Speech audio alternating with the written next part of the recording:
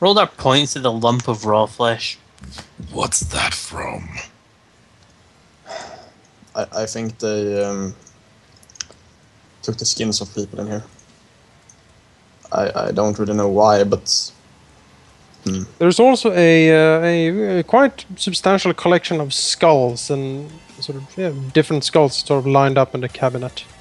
They seem to have small sort of note cards next to them, designating that this is a skull of an elf, skull of a gnome, skull of a human, and sort of different differences between the skulls are sort of marked out, and many of them bear clear marks, let's say, of being put to surgery.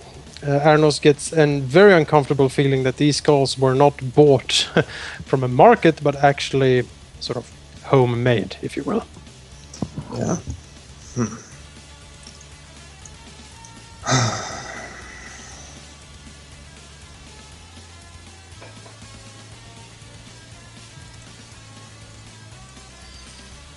Arenoss will just look sad and angry at the same time. Anything that is, well, helpful.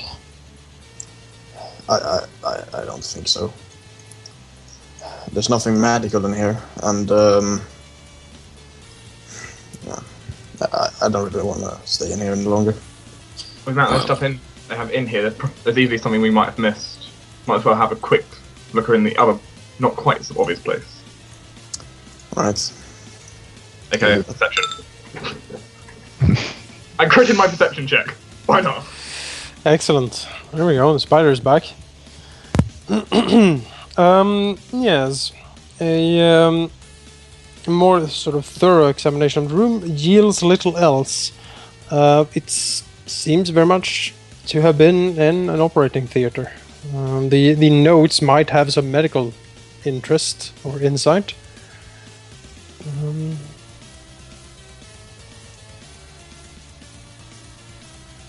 But apart from that, little else is gleaned by Erevan.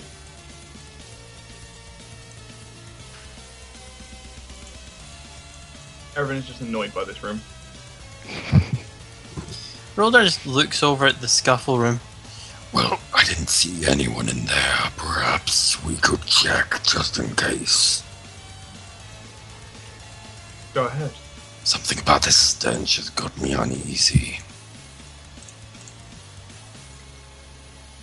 Roldar unlocks the door and opens.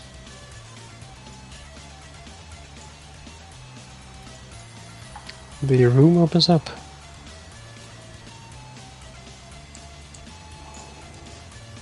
Roldar has a look around, trying to figure out where the source of the stench is.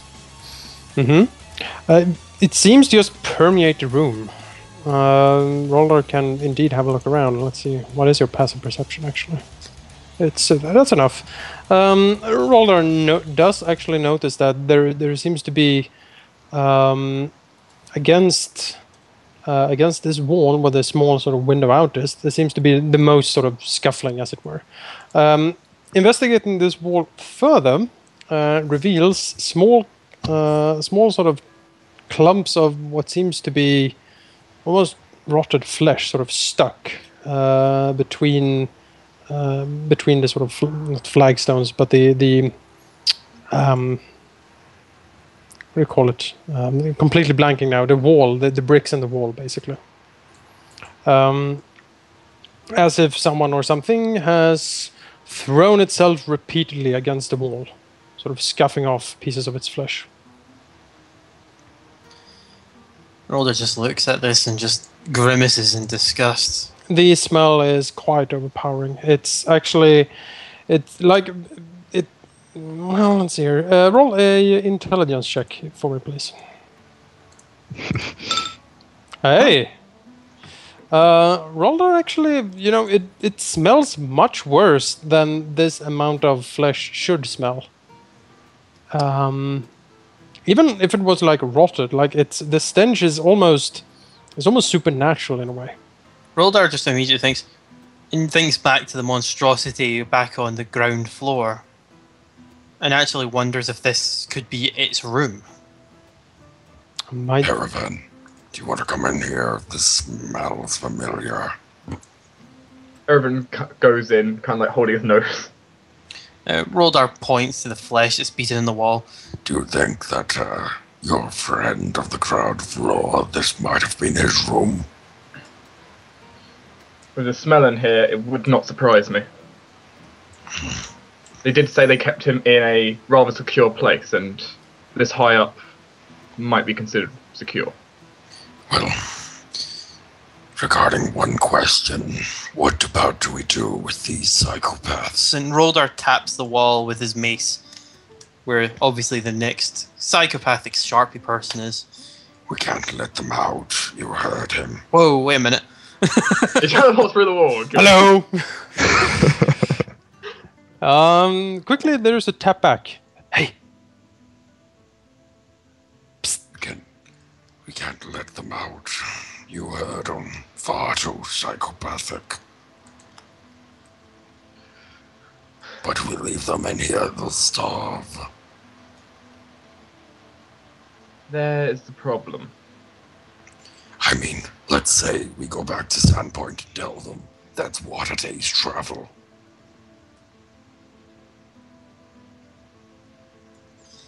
These people will be left alone for perhaps 2 days at minimum.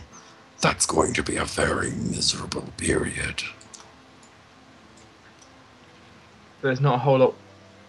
We can't really let them free, as you've said, but there's very few. Well, there's very few options what we can do with them, from what I can see.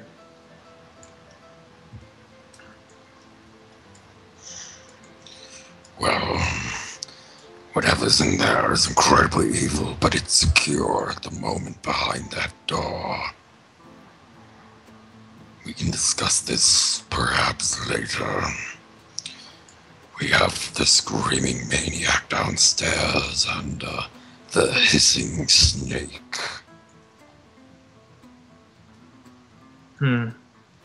True. Neither of which I think is going to be much help.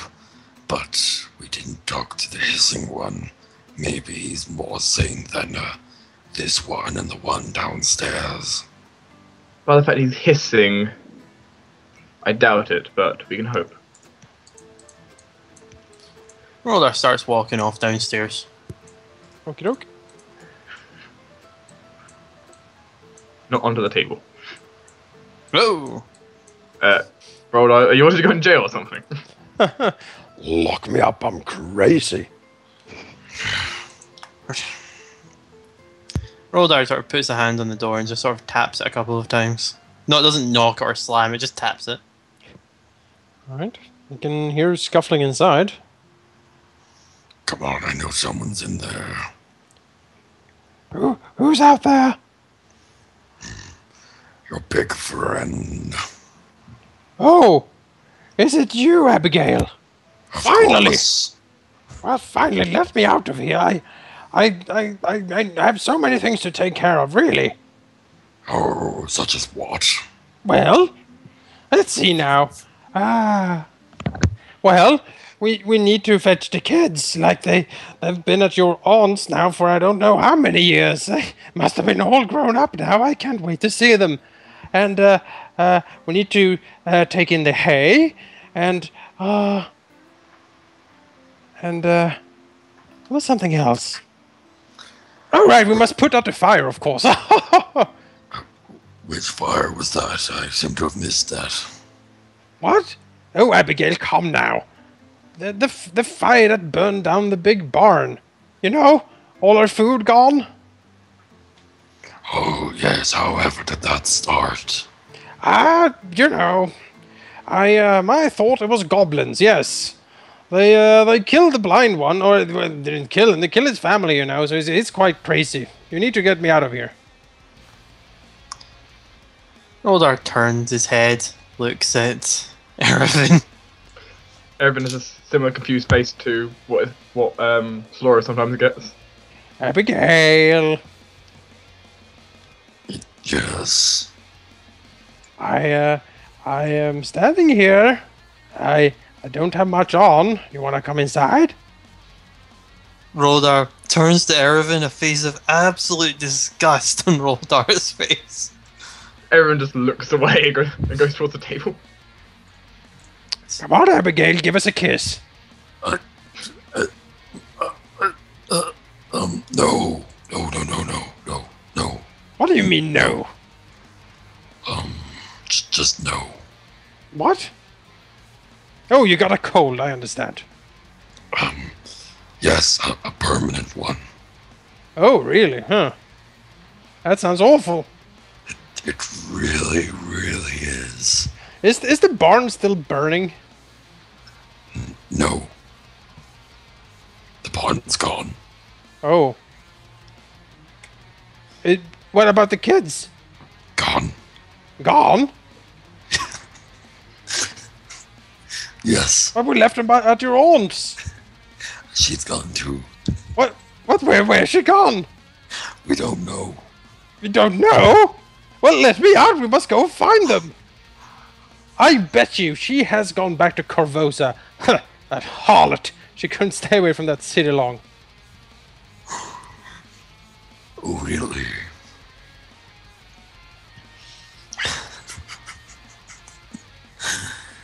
Well, if you're sure that she may be there. Well, where else would she be, huh? You tell me that, Abigail. At her mother's. What? Her mother? But... The voice seemed to trail off. Well, I suppose. Her mother has been dead for... Well, I forget. But she's been dead long. She's even older than I was. Anyway, let us out of here. We need to put out the fire in the barn and get the kids. How long have you been here? Let's see. Let me count. 1, 2... I forget, actually. It's like a new day every day here. There is no fire. Why? But I remember the fire clearly. The fire has been gone out for a long time now. Oh. Well, that's good. We should really go and get the kids. You said the kids have grown up, yes? I guess. Just how long have you been in here? Let's see now. 1, 2, 10 years, maybe? Do you even remember what the kids look like?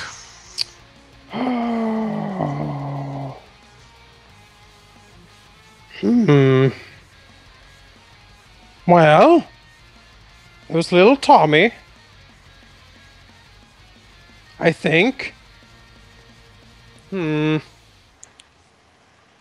was kind of small. He had red hair. I think. Or maybe that was the fire catching him on fire. Huh. That made him all red. I can't really say. Did you start the fire? What? No, why would I start the fire? I love that barn. The barn's gone. What? Why did you put out the fire, Abigail? It was a big fire. But you're a big woman. Wait, what? Aren't you?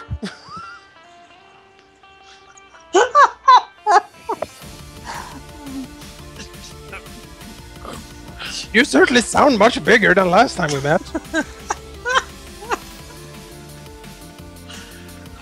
Roldar turns his head to look at Erevan and Alvyn.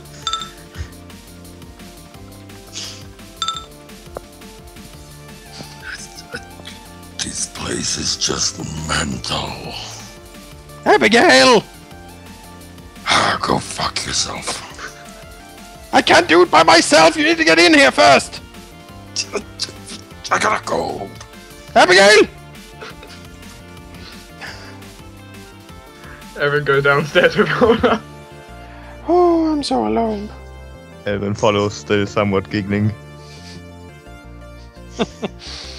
Aaron just makes jokes about that to Roldar. My name is not Abigail. Well, you still need to go find your kids. Oh yes, little Tommy. Burned in a fire because his head's full of red flames. Ah, this place is mental. What do you expect? I didn't expect the undead. And Roldar points over at the zombies. I have to agree, I was not expecting that either.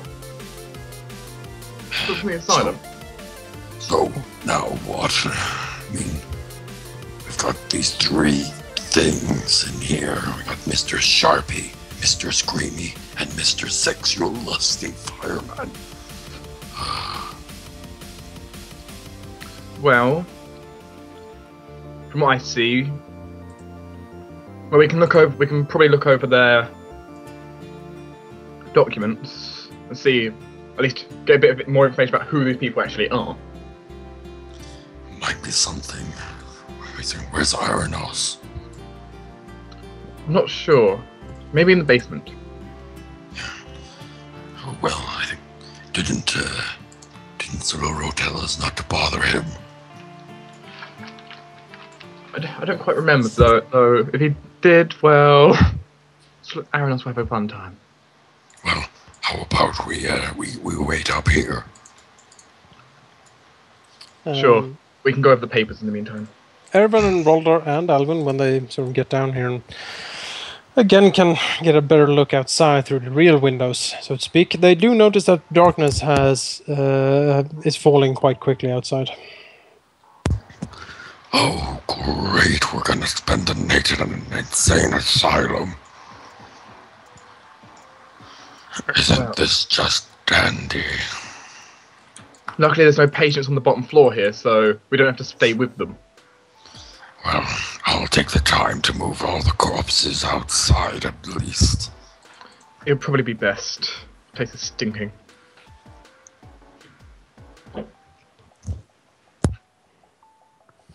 Alright, Throw them on all in a pile outside the balcony or something. certainly. And Alvyn will move into the basement to hopefully witness an interesting exchange between Arenoss and Saloro. I get no alone time with Saloro. You can get alone time with Saloro, certainly. First, Arenoss will just peek in the room and see if Saloro looks very, very busy. Saloro looks very busy. He's finds him. You know, Arenoss will note that Saloro has paid Arenoss absolutely no attention at all. Saloro rather has cast a light above his head, and just thumbing through things. He'll find a rucksack or something and sort that on the floating disc, which does not bend or divot at all. It being able to carry 100,000, not 100,000, wow. 1,000 pounds quite easily. So the disc is just floating there, sneering menacingly. It's watching Aaron. Saloro, for his part, he's lost in his own world right now. Alright, Arenoss will sort of stand there and wait for a moment where Saloro doesn't look too busy, and then say, how much longer do you think you need down here? Saloro shrugs, says, don't know, I can leave whenever the others are ready. Alright, it's getting dark, so we might leave very soon. That sounds sufficient to me. Alright. And seeing as Saloro is busy, Arenoss will just leave them. Okay. During that entire exchange, Saloro did not turn around. Alvyn looks disappointed and leaves. Goes upstairs to talk to his friend, the Sharpie.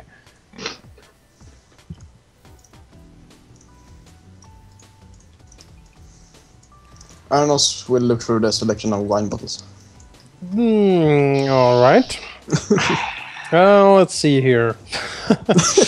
Make a wine check. Exactly. Roll a check for wine. Actually, let's see here. Is there an appraise skill? No, there isn't, right? Is there? I don't think so, no. I think it comes under intelligence now, but I'm not sure. You could, yeah, intelligence check could work. I guess you could make a streetwise or a thievery check to perhaps... Nature? No. To basically sort of gauge what these wines could be worth. Yeah, I'm not gonna sell them. I just want a few that taste good. Oh, okay. I Well, shall praise them. of course, the Eladrin having sampled all the awesome wines. I remember all my wine I've ever had. Oh, yeah, you remember all the wine you've ever had in your life. Well, Erevan, being a creature of the Feywild and no doubt allied with the summer court of the Fey, has at some point in his 200-year life sampled wines that would make heads of lesser men explode with delight. And as such, he is quite adept at sort of selecting the wines here. There seems to be a decent selection as far as human wines go. Most of them seem to be locally produced. There are some that seem to be imported from Magnimar, the City of Wonders, to the south, or even Corvosa, the City of the Crimson Throne, to the east. These wines would probably make quite fine drinking. Alright. I described in Arenoss. exquisite detail to Arenoss. The exact ingredients, location, and everything. All the information I can process about these wines, which were 31 is a lot. We'll Yes. just stand there for half an hour discussing wine. Basically, Erevan, you can certainly please describe for us the vintage and the farms and the pressing and the old vines and stuff like that. You are free to do so. I might do that in text. It might take me a while.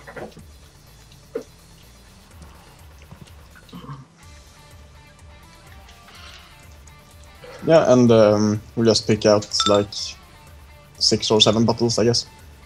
I mean, I could recommend all the good bottles here for you. Yes, and I will grab all of those. It really depends on what you're having them for. It's the food, the wine complement each other. It's quite different. It's quite etc. etc. It's getting Yes. dark outside. Let's discuss wines for 2 hours. I know Erevan will grab his favorite bottle of wine. What is his favorite bottle of wine? What's the name? The name is Silverberry. All right.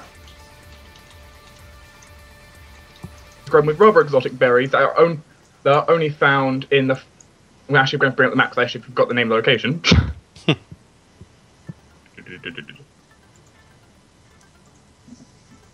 Oh, until I find it, it doesn't matter.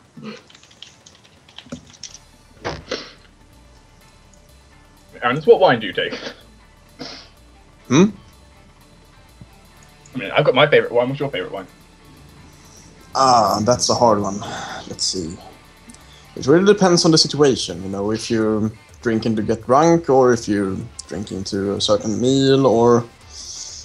Yeah, I can't say I really have a favorite one. It really depends on what you're eating or what you're doing. There you go. I remember. It's from the Ashwood Forest, the closest place to the Fey Wilds. Well, in this land, at least. Ah, alright. Rather exquisite. Very, very sweet. Works very well with a lot of meat. What kind of meat? Venison, mostly. Ah, venison is very good. No, we don't actually need an hour of wine discussing. I quite enjoy this. Right, Jonas, what's your favourite wine? A voice rings from the heavens. Well, you see. The DM's favorite wine is... Hey, DM, I'll bribe you a bit. As the bottle of wine shows up at my door. Roldar enters the room. That will be persuasive. Yeah, Roldar sees the other ones quite engaged in discussing wine. Well, we're discussing something. Roldar just carefully walks over. What's hello. going? Just waiting for Saloro. Roldar looks down at the bottles.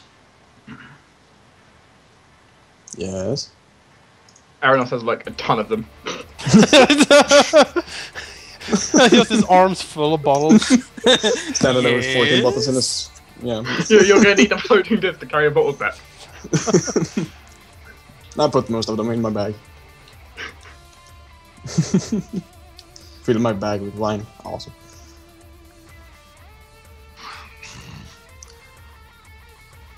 Those better not be for drinking. Wait a minute, is that one purple? Roller points at one of the bottles. It looks distinctively purple. Give that one here. Push. Why? Drop it. Drop No. it. Drop it. I like that wine. You're not gonna have it. No, it's disgusting. Look at the color of it. It's poison. What's wrong with purple? It's a horrible color. Just get rid of it. Cable. Fly away! Fly away! Much wine has a sort of purple color, you know? Let's see. Roldar makes a grab for it. God damn it. Found the slam. Yes, Saloro comes back upstairs and is faced with an interesting scene with the giant and the sorcerer apparently wrestling over a bottle of wine. Roldar shouting something about purple, and Arenoss shouting something about that he likes it. Yeah, Arenoss has like 3 bottles in his sort of arms, and goes, "No, it's mine, you can't have it." Struggling to get away from Roller. A stream of purple sparklers and fireworks will suddenly cascade between the sorcerer and Roldar's face, combined with a ghost sound of booming, "That is enough!" and rather an enhanced version of Saloro's voice. Thank you, Saloro. And I would just teleport over here. Thank you, Saloro.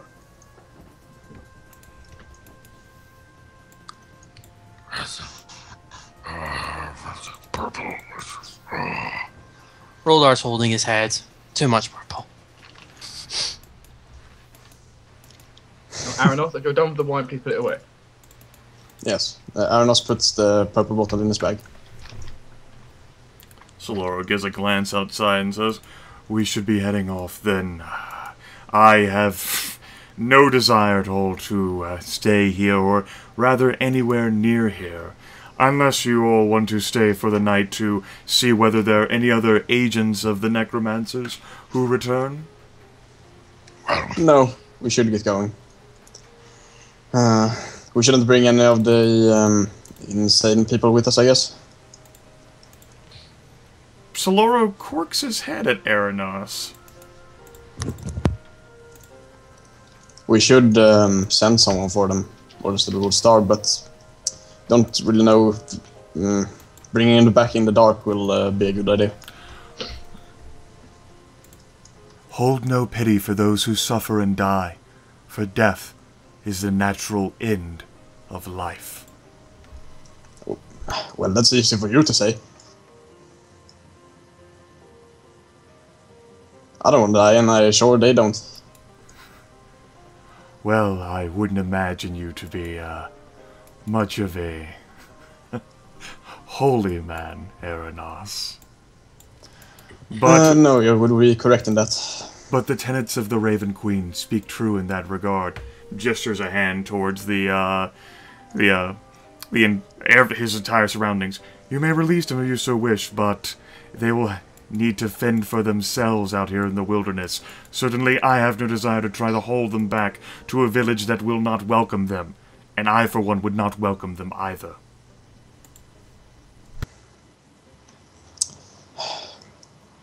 Yes, and we are saying we should send someone for them, maybe when we get back to Signpoint. Who would come? I don't know. I don't know where to bring them either.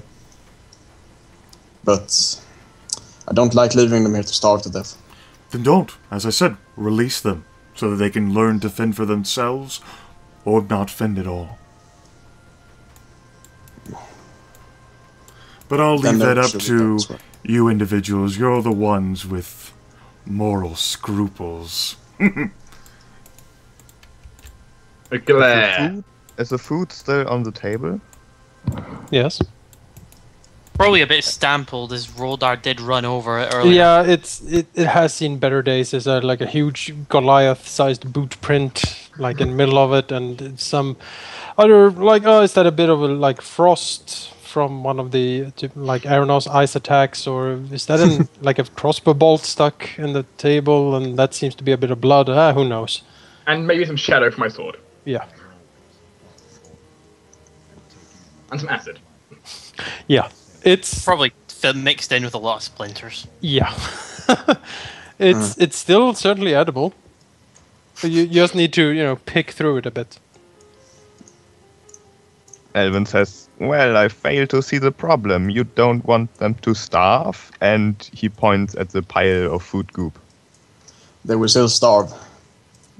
That won't feed them forever. Well, it would last a day at least, or two.